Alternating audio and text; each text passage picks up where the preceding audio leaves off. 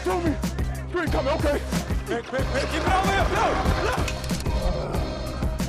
1, 2, 3, 4, 5. It's our turn now, fellas. Go ahead and make a statement, fellas. It's our turn now. That's not enough fight right there. And we're off. There we go.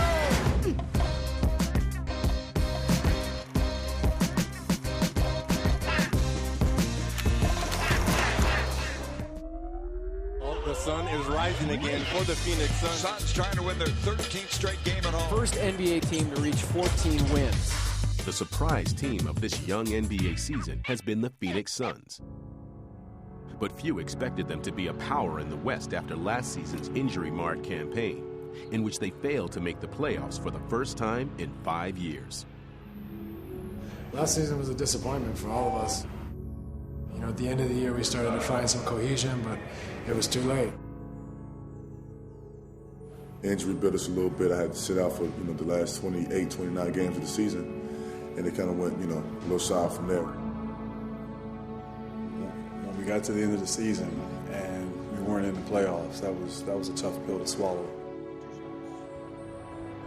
But I'm a glasses half full kind of guy, and I said, this is good. This is actually a good thing for us because there's a sense of urgency now. There's a desire to want to show that we're better.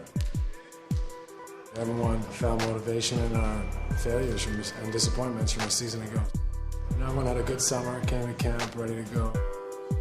Let's just try to get a little bit of work in today. We're just going to do a lot of shooting today. From day one, we had a clear vision of how we were going to play, what type of team we were going to be. We didn't know how good we were going to be. Hey, when we're running through things, I might have you be the one on the white team. So the once mighty Suns were thinking like underdogs. And why not? When huge questions remained. In particular, how would their two veteran leaders, with 27 combined NBA seasons on the odometer, hold up under the strain? One of the things that I love about Steve, I love it when people write about things that he can't do. He's getting older, he's getting this, because I think all it does is inspire him. A lot of people looked at us and didn't see we made any major moves like the top teams like the Lakers signing Ron Artest, San Antonio signing Richard Jefferson, Orlando, and what Boston did. Everybody made a major move besides us. Instead, the Suns welcomed a couple of cast-offs. Channing Frye is a former lottery pick who is now playing for his third NBA team. Steve Nash and Channing Frye making sweet music together and redefining the pick and pop. Channing just give us that spacing that we needed, that Steve needed to get through the lane. Steve takes it right there. Now that's when you got to get me back. You got to force me to go over the top of this now. I just want to continue what I'm doing now, and I've been playing great, so I'm going to stick with it. Scrap on the floor, picked up by Dudley. And Jared Dudley is a tweener, given up on by the Bobcats, who's thriving as a valuable backup. Attacking the hoop for Jared Dudley. A lot of people that recognize him, he's in Charlotte, but he's one of those guys that you need on the team to win because he go do all the little things. He's go rebound, he's go defend, he go hit shot. That is a trademark Suns fast break. Jared Dudley's been a really important part of our second unit. In many ways, he stepped up and become a leader of the second unit. When Matt Barnes didn't sign back, I knew that opportunity to play every night, and I'm trying to shine in that role. Last season, Phoenix tried to change its identity by slowing down its attack, but the team is a lot more comfortable now that it's returned to its high-scoring ways.